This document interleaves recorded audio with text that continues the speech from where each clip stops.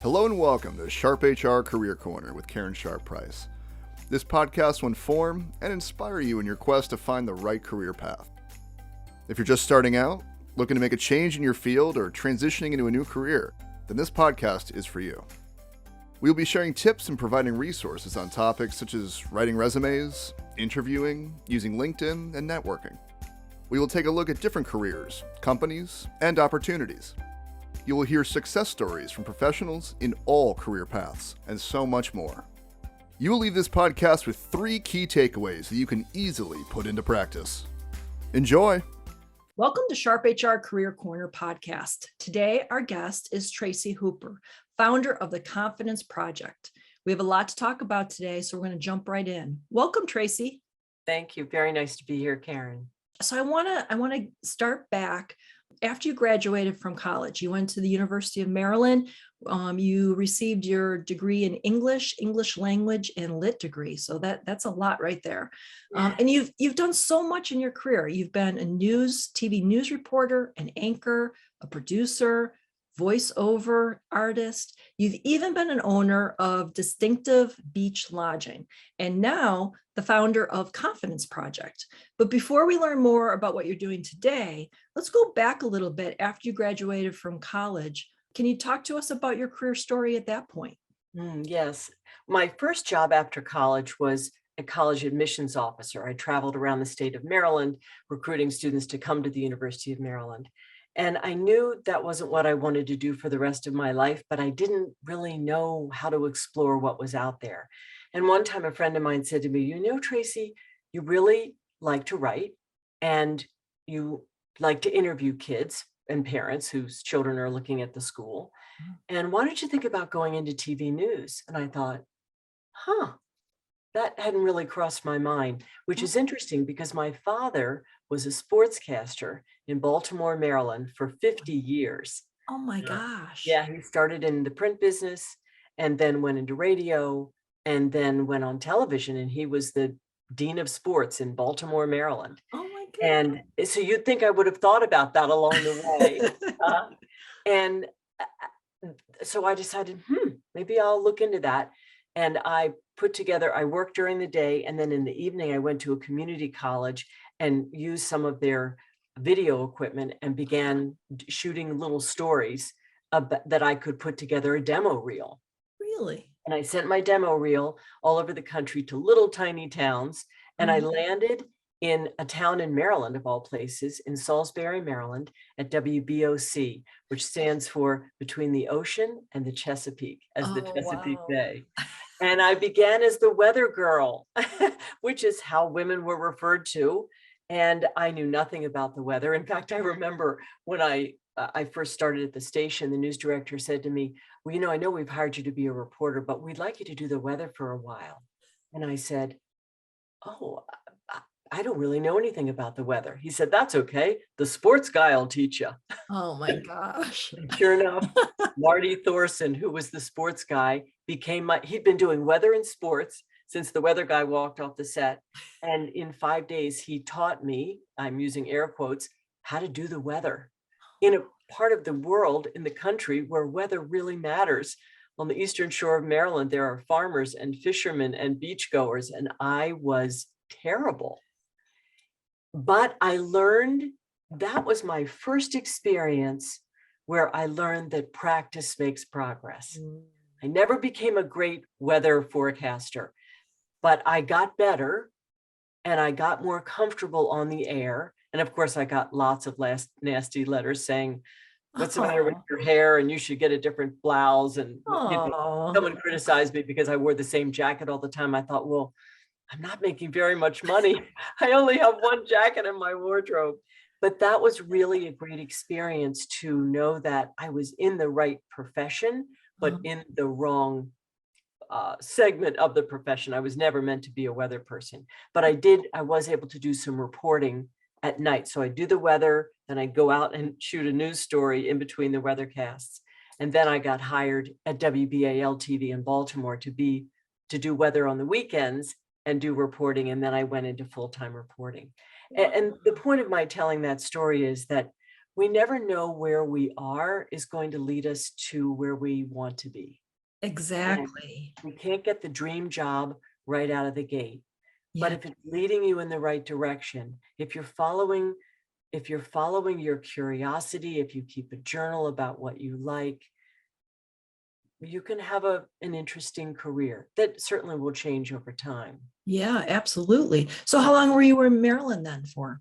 I was in Maryland for 2 years, and then I married my husband Henry, and he got into graduate school in Connecticut, and I applied to stations where he had been accepted, and I got a job at WFSB in Hartford, and that's when I did some more anchoring and some reporting as well. Oh my God. Really a great experience, demanding and much more demanding now Yeah. because the news cycle is 24/7 and it never stops. Yeah, you're always on. Always on. Yeah. You went to Hartford, Connecticut, and then your husband got a job out in Portland, Oregon. Is that? Yeah, well, we moved back to Maryland and we had our children there and he had a job there. And I continued to do voiceover work, which I still do. And I did that for a long time. And I was also producing and hosting corporate videos. So I wasn't doing on camera work, broadcast TV, but I was doing internal programs for various companies. Oh, that's interesting. And then Henry got a job in Portland and I continued to do my voiceover work, but was mostly raising the girls for that chunk of time when we moved out here to Portland. So what happened, raising children, it is a full-time job in itself and plus, but what happened that made you just kind of like stop and consider what you were going to be doing in your own career at that point? I think that women overall, there is a time in their life when they're raising their children that they all have that moment where they think, okay, what about me? Where is my life headed once children are of an age where they don't actually look at you for you anymore? They sort of are out and about and you're like, oh, it's kind of lonely here.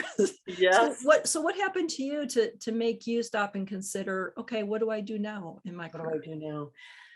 Well, Henry had worked at the same company here in Portland for 10 years, and then he decided he was ready for a change. So he left that company and was looking for something more meaningful, different for him. And I went into panic mode. I thought, well, what are you going to do? Who have you talked to today? Did you send out your resume? What'd they say? And he looked at me and he said, Tracy, I'm going to find something. Relax.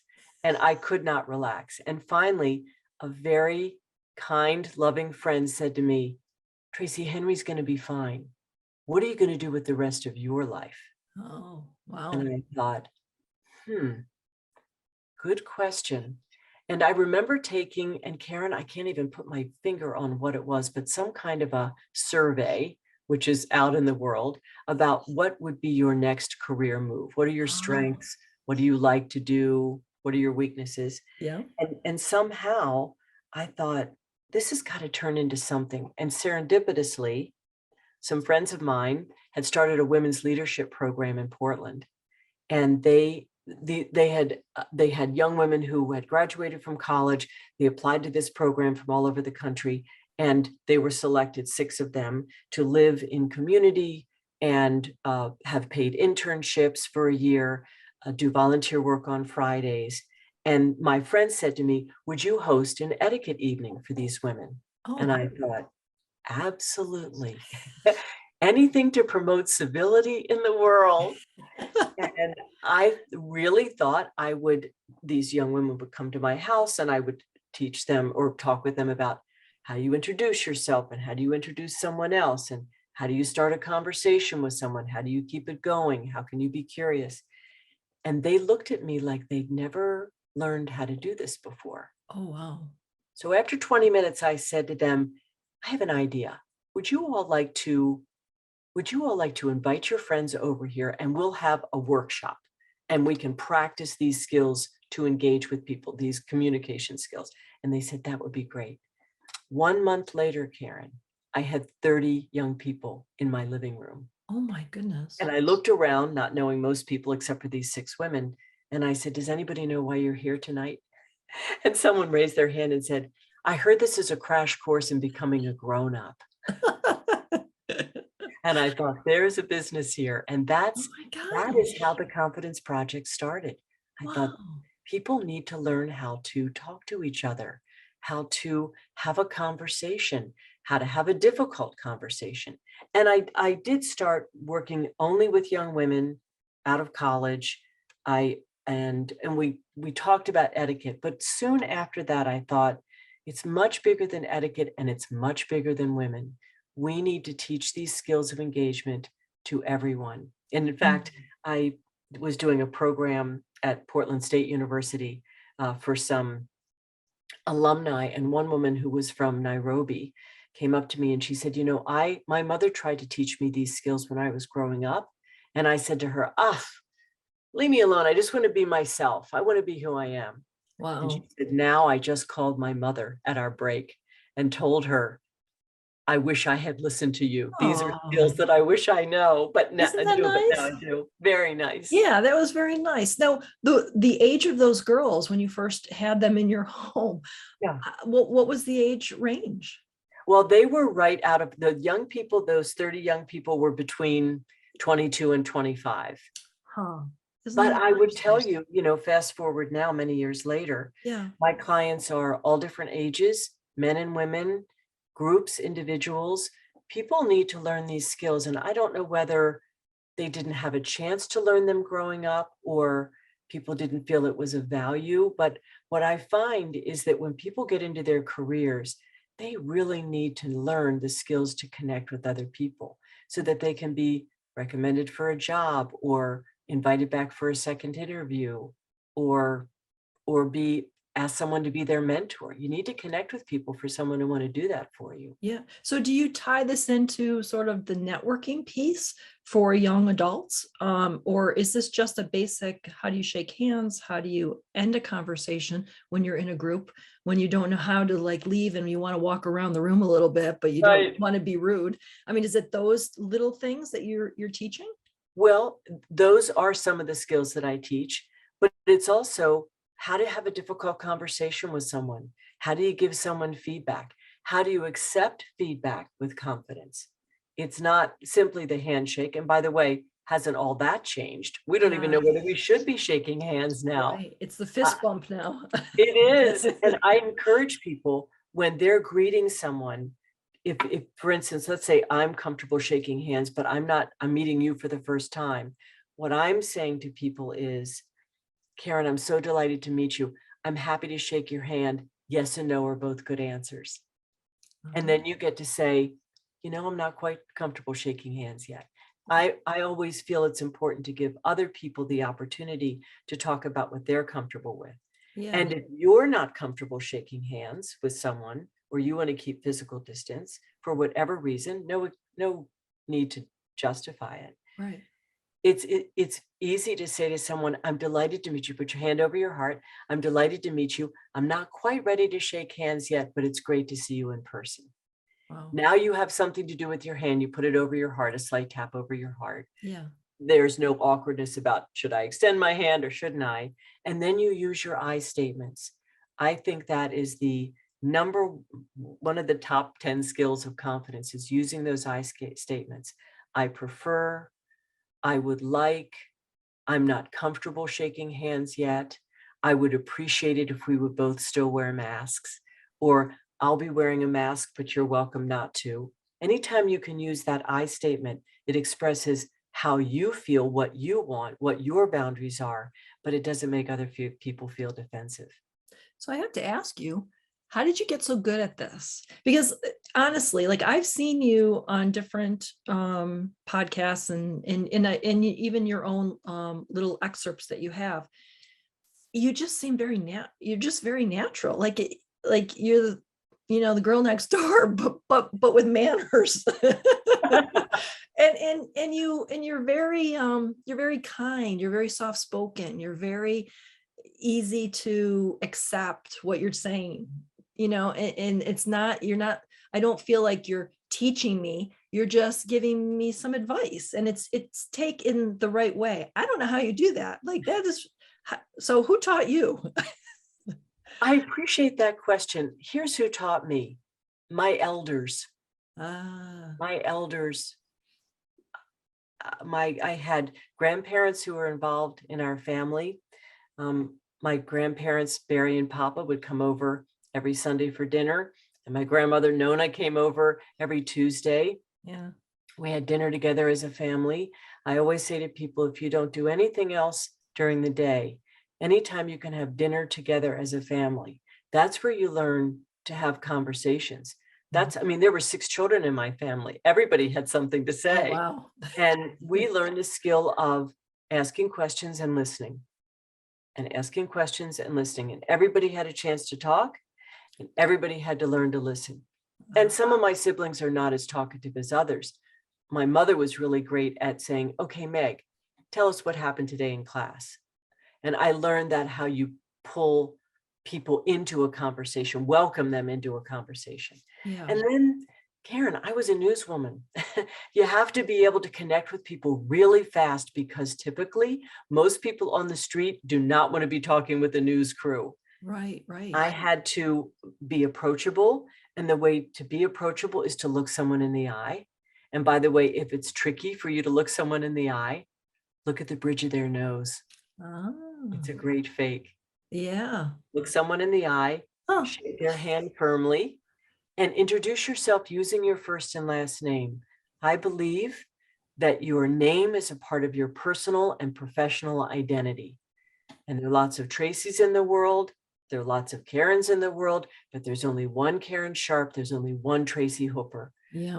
I believe unless you have mononym status like Beyonce, it's important to use your first and last name. Yeah. And if your name is tricky, because the world is flat, people are coming from all over the world, we're in touch with people. If your name is tricky, figure out a mnemonic device to help people pronounce your name properly. I remember I gave a presentation once, and this woman came up to me afterwards and she said, I'm happy to meet you. My name is Shin Shin Yu. And I said, thank you very much. Would you say your name again for me? I want to make sure I get it right. And she said, Shin, she pointed to her shin, and then she pointed to her chin, and then she pointed at me, you, Shin Shin Yu. Oh, wow. What a gift. What a gift that woman gave me. I'll never forget that. Yeah.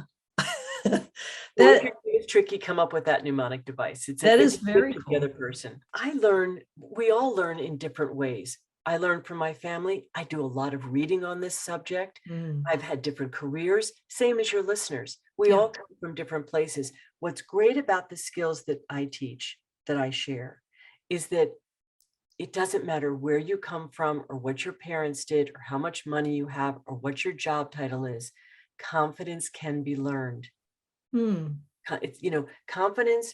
I say this in my book, and I'm going to read this to you because I really believe this so firmly. Being confident doesn't mean that you're never afraid or intimidated. It means that you have practiced certain skills so that even in the midst of change, you know what to say or do next.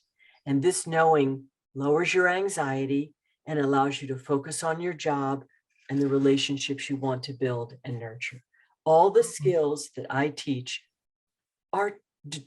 anybody can learn. That's what makes it so fun. Wow. And whether it is looking someone in the eye, whether it is using your full name, whether it is one of the ideas that I share with people is when you're meeting someone to use what I call Kickstarter questions. And a Kickstarter question would be asking what, how, and tell me more. What's the most interesting part about your job? What do you find most challenging? What are you doing to stay motivated as you work from home? How did you make the career switch from marketing to advertising? How are you finding your experience being back in the office? What are the steps you're using to look for a new job? And then tell me more. Opens it up. Tell me more about that. That's really interesting. I hadn't thought about it that way. Keep going. Tell me more. That's a way that you can have a conversation with literally anyone. Because remember, everybody's favorite subject is themselves. That's And if very you true. ask those questions, people want to talk about themselves. Yeah, that's very true. And I think that if you take the time and really listen to what they're saying, that is a very important piece too. You don't just ask the question, but really engage yourself and listen to what they're saying. That's right. Yeah. So, we can't really go without talking about COVID and how that has affected many people. Those who, have had to go from in-person to remote, and some are still, remote. Some may continue to always be remote. But what do you see as the biggest struggle your clients are facing because of COVID and because of what that's brought into their life? It's all over the place. Some people are concerned about going back out into the world because either for their own health and safety or because their conversation muscles have atrophied. They haven't, when we're on a Zoom call, it's mostly business. As someone said, do we really need to have another Zoom trivia night? No, we don't. We really want to work when we're on a video call. And therefore, you don't have a chance to have that small talk that can lead to a big conversation. When you're on Zoom, it's the meeting starts at 2:00. We have to be, we have a hard stop at 2:30. Let's go right to the agenda. Yeah. And it's that small talk that builds relationships. It's finding out that somebody got a pandemic puppy, somebody has grown a beard, somebody's taken a great vacation, somebody just had a grandchild, somebody's gotten a new job. We miss those kinds of everyday conversations when we're not in the office. Yeah, and that's true. I encourage people to find some time with people outside of work where you could have a 10-minute phone call, or you could have a 10-minute Zoom call, no agenda, simply to keep in touch with people.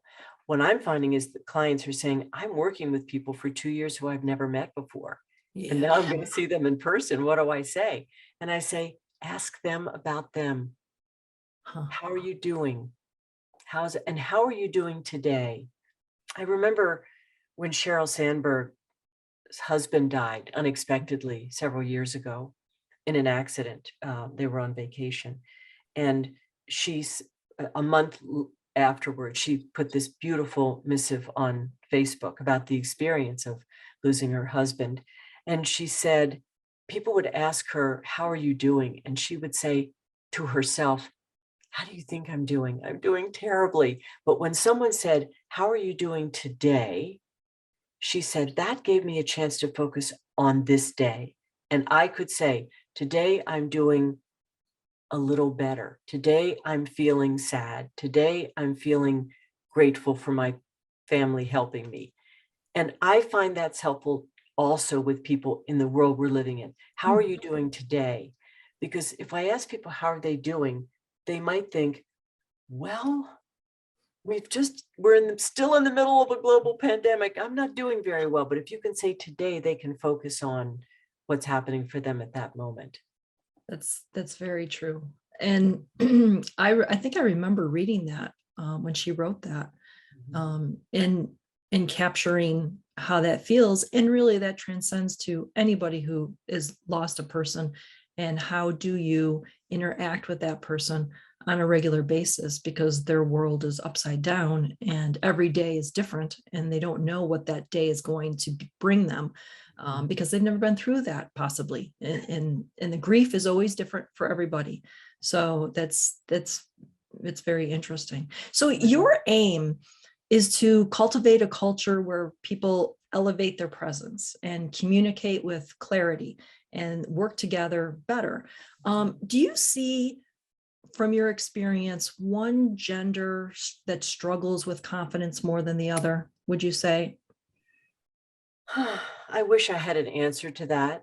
We certainly have plenty of books written about women's lack of confidence in the workplace. And speaking of Sheryl Sandberg, in her first book, she wrote that, women will only apply for a job if they believe they have 70% of the skills needed.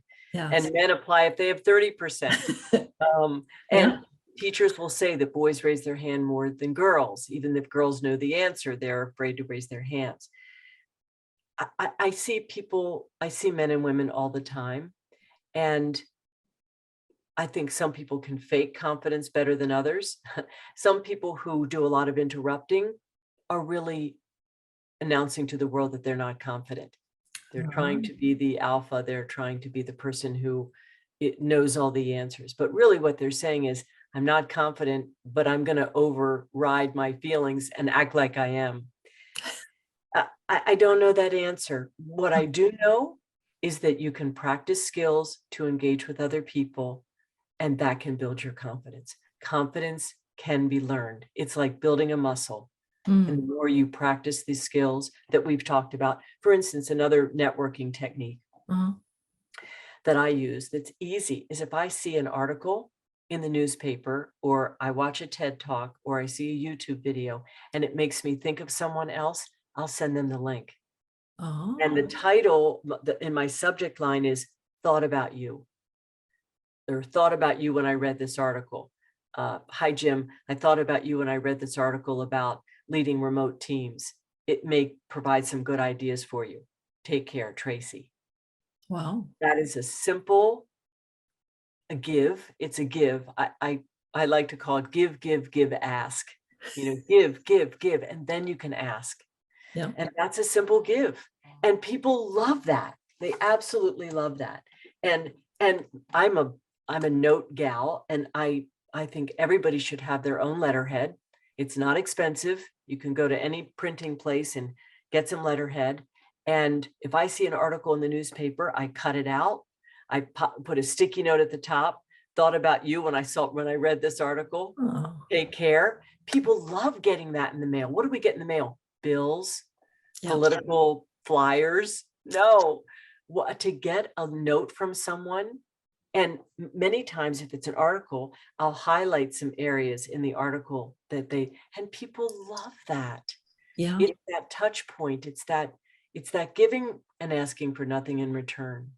Well, and I think it's so true that we don't get mail. We don't get letters from people. I still make my sons write thank you notes and pen to paper, and because they need to know how to address an envelope. Those are the simple things that we aren't teaching our generations, and we stopped teaching them how to write cursive, which is something. And I was listening to a podcast the other day, and they said that what happens when the generations can't read it was somebody who does genealogy, can't read things from decades, centuries ago, because they don't know how to read cursive. And I thought, wow, that's a little bit scary, because I know that my son, who's 16, really wasn't taught cursive much. And so now when I ask him to read me something really quickly, he'll be like, it looks like a foreign language. I don't know. I don't know what it says. I'm like, oh boy. I would consider that a skill for them to learn. Yeah. Yeah, really absolutely. Yeah. That's part of being educated, is be able to write in cursive. Yeah. So speaking of reading, so you've authored 2 books, and the newest one, and I think you have it right there, hot off the presses, is The New Hello: What to Say, What to Do in the New World of Work. That's my first one. The second one I'm sorry. is The Now Hello. The reason I call it The Now Hello is because what do we do now? What's the confidence playbook now? How can we grow our careers when we're working from home? How can we network when we're not in front of people on a regular basis? How do we have confident conversations? And now, and that's what this book is all about. And I have to say, I'm very proud of this book, because when I wrote The New Hello, my first book, it was in response to the pandemic. How do we greet each other? How do we stay 6 feet apart but still have a conversation? What do we do if we're not comfortable, meeting someone in person yet? And I wrote that book, and there are plenty of ideas for how to enter a conversation, how to exit with confidence, and so forth. But this one really is a deep dive into skills that we can use for the rest of our lives. And there is certainly some pandemic areas in here. For instance, one of the suggestions I make is to preempt the awkward. If you're going to meet with someone and you want to know what their comfort level is in terms of greetings and distancing and so forth, is to send them an email. Say, I'm looking forward to seeing you tomorrow. Would you remind me what your company's safety protocols are? And they would say, they may say something like, we're not wearing masks anymore, but we're still distancing. And then you can decide whether you would say, great, I'll be wearing a mask, but you're welcome not to. That way you don't have to have that conversation when you're right standing in front of somebody. Right. So that's the preempting the awkward. So you're telling me that you wrote 2 books in the last couple of years? I did, Karen. Accidentally. That is unbelievable, because I do know something about writing a book. I helped a friend with hers, and that is an undertaking. Thank you. Wow. I had, nobody does anything by themselves. I have an associate, and I would go over chapters with her. My husband worked, helped me to edit the chapters to clarify what I was saying. I've had a really great editor who helped me organize it. I mean, it does take a team. Yeah. And a really great book designer, and that helped. But that's it for a while, girlfriend. Until the next idea pops in your head. Yes. Oh my gosh. Well, that's incredible. That really is. So where can people find your books? On Amazon. Okay. And the New Hello and the Now Hello. You can find them both there. Okay.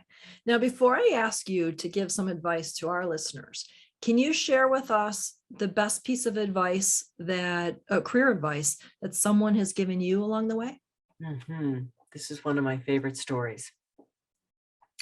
When Henry, my husband, was applying to business school, he applied to schools in markets that were good for me, TV news markets that were good for me. And then where we found out where he got accepted, then I started applying to those areas. So North Carolina, Connecticut, Chicago, etc. And I went up to visit 2 television stations in Connecticut.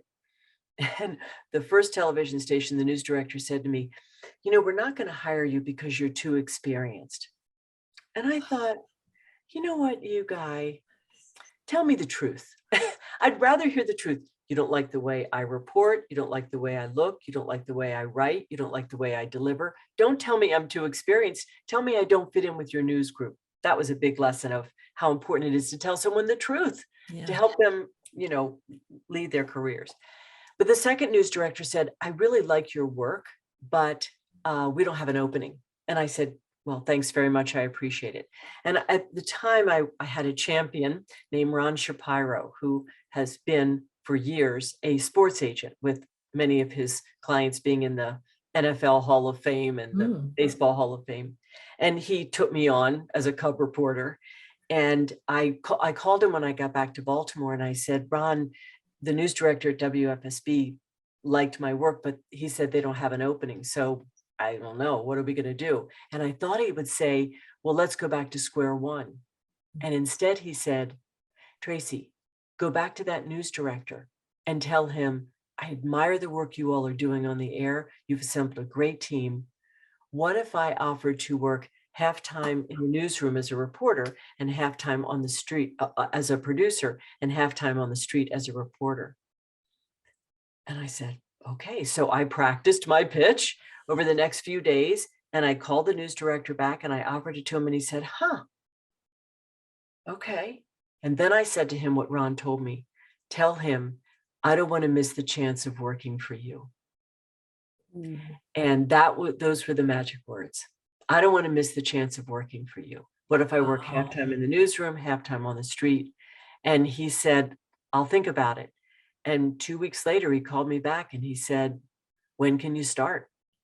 Wow. And that was a game changer for me. And what I would offer to your listeners is to say to someone, I don't want to miss the chance of meeting you, interviewing with you, talking to you, mentoring you. I don't want to miss the chance to invite you to this. I don't want to miss the chance to share this article with you. I don't want to miss the chance. And that makes other people feel important. You're getting something out of it too, for sure. Yeah. But so are they. And isn't that the best of business, where everybody benefits? Well, and you said earlier that people love to talk about themselves. And so when they hear that somebody would like to work with them, talk with them, learn from them, that just pumps them up and makes them feel really good. So, wow, yeah, that's your third book. In the next millennium, I'll tell you. So what three pieces of advice would you give women right now to help them build up their confidence in their life right now? Maybe it's in their career, maybe it's in their personal life, but what kind of advice would you give them? Mhm. I would, number one, find a skill and practice it. If you find yourself being interrupted in meetings, there are skills you can learn to speak up for yourself. If you find that you are using the word "I'm sorry" too much, simply switch it to "thank you." Instead of saying "I'm sorry for interrupting," you could say "thank you for letting me speak for a moment." If you said I'm sorry for the noise in the background," you can say "thank you for your flexibility." Switching "I'm sorry" to "thank you" is big. Wow. Find, if you're having trouble breaking into conversations when you're in a networking event, you can learn skills about how to enter a conversation with confidence. And find a skill, give yourself 30 days to work on it, because psychologists tell us it takes 30 days to build a habit and 30 days to break a bad one. Pick a skill. Don't try to figure out everything that might be in my book or any other book that you would read. And practice that skill like you're building a muscle. When we look at Olympians, when we look at chess players, when we look at anyone who's successful, they've practiced it for a long time. Before Jerry Seinfeld ever performed for the first time on The Tonight Show, he rehearsed his 4-minute monologue 200 times. Wow. That's why it sounded smooth. Wow. It takes practice. Be kind to yourself. Number two, Yeah. I would encourage people to get a personal board of advisors. I would find people in your world who care about you. It could be a colleague, it could be a former colleague, it could be a former boss, it could be a good friend who's known you for a long time, it could be a spouse, it doesn't matter. But form a personal board of advisors who can give you advice on your career path or difficult situations that you might be in work, or how you can move ahead in the company where you are, how you can find your next career. If that one friend hadn't said to me, well, two friends, the one friend early on who said, Tracy, you like to write and you're good at interviewing, you should think about TV news. That never occurred to me. And then the other friend who said, Tracy, don't worry about Henry. He'll be fine. What are you going to do with the rest of your life? Without knowing it, those women were a part of my personal board of advisors. Yeah. And I love the idea of letting people know that. I'd like to invite you to be on my personal board of advisors. This is what I'm looking for. I'd like to meet with you quarterly or twice a year, whatever you want, and then get that board of advisors together once a year. It's great for them to network with each other. And people love to help. You're not asking a lot of people, and they love to give their opinion. Yep. And number three, I would encourage people to keep what I call an Atta Girl folder. I have an Atta Girl folder that has notes and cards and even emails that people have sent me that I've printed out that I read when I'm feeling shaky, when things aren't going well, or before I give a presentation. I always read from my Atta Girl folder, because that is where I get my juice to continue to do the work that I do. Wow. And everyone who's listening has made an impact on someone's life. You have. Yeah. And hold on to that. If someone says something to you, write it down. Or if you have it in your phone under the notes section, right? If someone said something kind to you about what you did for them or how you made a difference for them, write that down, because we forget those important compliments. Yes. A lot. Mm-hmm. Sometimes someone will say something to me and Henry will say, did you hear that person? And I say, well, I think, yeah, listen to what they said, Tracy. I think as women, we tend to brush off a compliment. Yes. We tend to, someone says something kind or complimentary, and what do we say? Oh, Nah, really, it wasn't me. It was my team. Yeah. What? That doesn't elevate anybody. The best thing you can do when someone gives you a compliment is say, thank you for noticing that about me. I'll remember that. Yeah. Now that elevates them. They feel good for complimenting you because you've acknowledged that it's true, and you've acknowledged that it's true. That makes you feel good. Yeah. As a client works with me, one of the things that I have them fill out is that board of directors. Who is your support team? Who do you rely on? Who do you go to? And they can be experts in different areas, so that, and people who will tell you the truth.